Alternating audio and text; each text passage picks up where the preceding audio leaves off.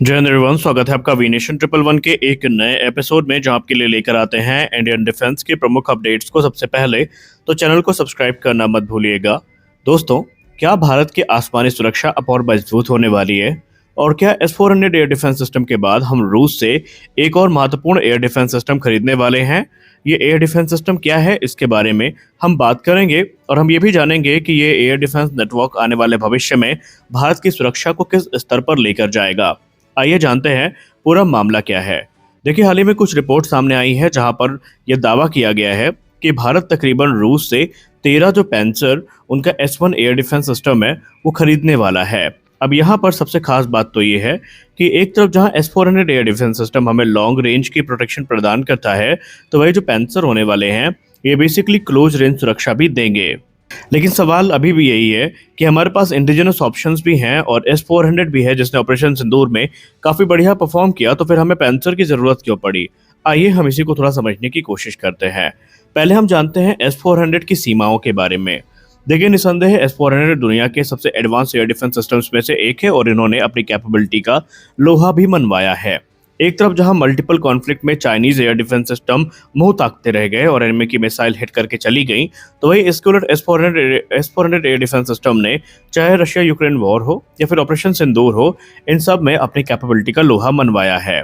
इसे दुनिया के सबसे घातक एयर डिफेंस सिस्टम में गिना जाता है और ये 400 किलोमीटर की दूरी तक टारगेट को मार सकता है। और यही नहीं, ये फाइटर जेट, बैलिस्टिक मिसाइल, एवैक्स और हाई एल्टीट्यूड टारगेट को नेस्तनाबूद करने में सक्षम है। लेकिन आप सबको पता है कि हर सिक्के के दो पहलू होते हैं। अब इसका दूसरा पहलू ये है कि हर सिस्टम में एक कमजोरी भी होती है। अगर दुश्मन लो फ्लाइंग क्रूज मिसाइल से अटैक करता है या ड्रोन स्वार्म अटैक करते हैं या फिर लोइटरिंग म्यूनिशन या फिर कभी कभी जो प्रिसीजन गाइडेड म्यूनिशन है इनसे अटैक होता है, तो S-400 की कहीं ना कहीं एक कमजोर कड़ी हमें देखने को मिल जाती है।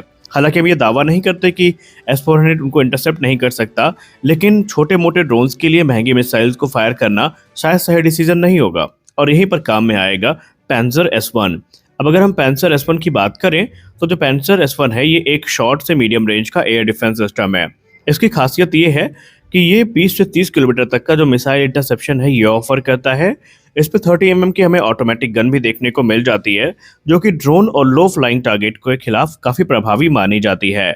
और ये एक साथ कई टारगेट को ट्रैक करने की क्षमता भी रखता है। और सबसे खास बात तो ये है कि पैंसर उन दुनिया के इकलौते एयर डिफेंस सिस्टम्स में से शायद एक है जो मिसाइल और गन दोनों से एक साथ अटैक करने की क्षमता रखते हैं। यानी अगर कोई टारगेट मिसाइल से बच भी जाता है तो पैंसर की जो गन है उससे वो नहीं बच पाता है। और यही कारण है कि पैंसर को इंडियन एयर डिफेंस सिस्टम के लिए काफ़ी महत्वपूर्ण माना जा रहा है। अब आधुनिक युद्ध में आपको पता है कि लेयर डिफेंस काफ़ी ज़रूरी है। लेयर डिफेंस का मतलब यह है कि कई चरणों में जो सुरक्षा है, वो सुरक्षा कवच है, वो हमें बनाना पड़ता है। और भारत का नेटवर्क भी आने वाले भविष्य में कुछ ऐसा ही होगा।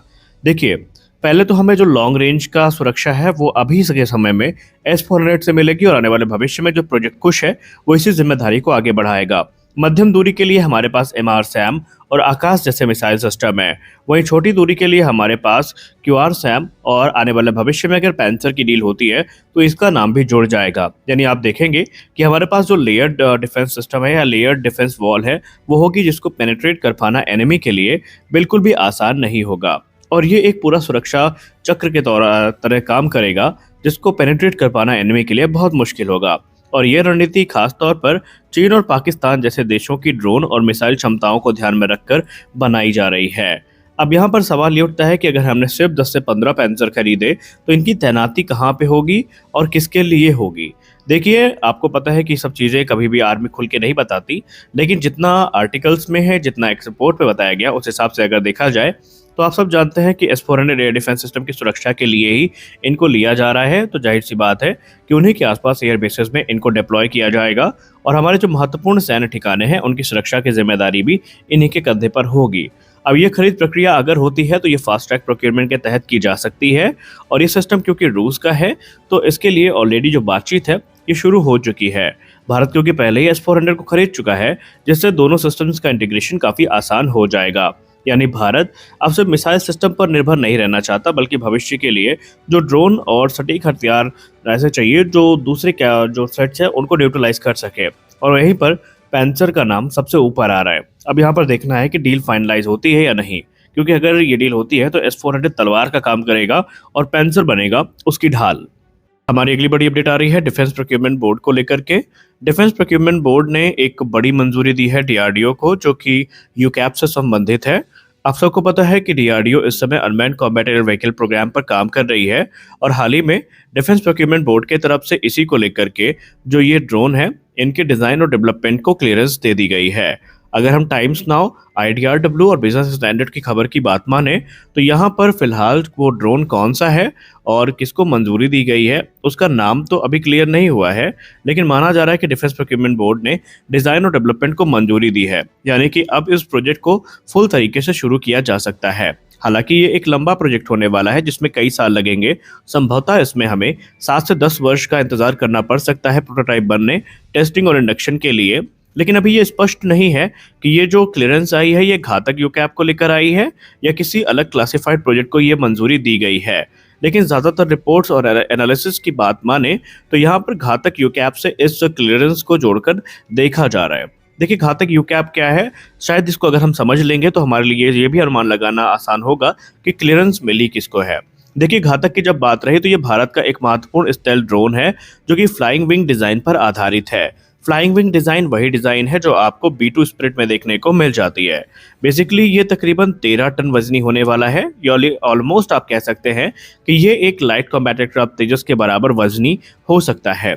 इसको पावर करने के लिए ड्राई कावेरी इंजन का यूज़ किया जाएगा, जो कि बिना आफ्टर बर्नर वाला कावेरी इंजन है बेसिकली, और इसमें कम कॉम्प्लेक्सिटी, ज़्यादा फ्यूल एफिशिएंसी और लंबी रेंज हमें देखने को मिलेगी।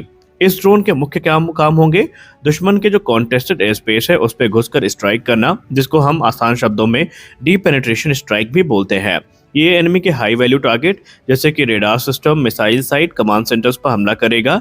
इसमें हमें मल्टीपल इंजन वेपन बेस देखने को मिलेंगी, जहां पर मिसाइलों को, बॉम्ब्स को ये रख पाएगा। और इंटरनल वेपन बे का एक बड़ा बेनिफिट ये है कि ये रेडार सिग्नेचर को कम रखने में काफ़ी मदद करती है। भविष्य में artificial intelligence, swarming, surveillance, suppression of enemy air defence जैसी जो भूमिकाएं हैं वो इस ड्रोन की सहायता से संभव हैं। सबसे खास बात तो ये है कि ये एक पायलटलेस ड्रोन होगा, जहां पर पायलट की जान को रिस्क लगभग ना के बराबर होगा और हमारा काम भी इससे हो जाएगा। अब रही बात इसके बनने की, कुछ रिपोर्ट में तकरीबन 60 घातक यूकैप्स के खरीदने की बात की जा रही है, जो कि इंडियन एयरफोर्स के लिए होंगे और आने वाले भविष्य में इनके नंबर्स जो है ये और भी बढ़ सकते हैं।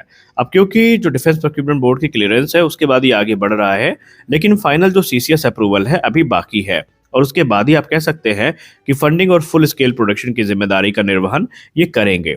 खैर, आज के इस वीडियो में बस इतना ही। हम आशा करते हैं कि आज आपने परिवार के साथ होली को सेलिब्रेट किया होगा और आपकी होली सुखमय और सुखद बीती होगी। तो आज के इस वीडियो में बस इतना ही। मिलते हैं अगले वीडियो में कुछ और अपडेट्स के साथ। तब तक के लिए जय हिंद।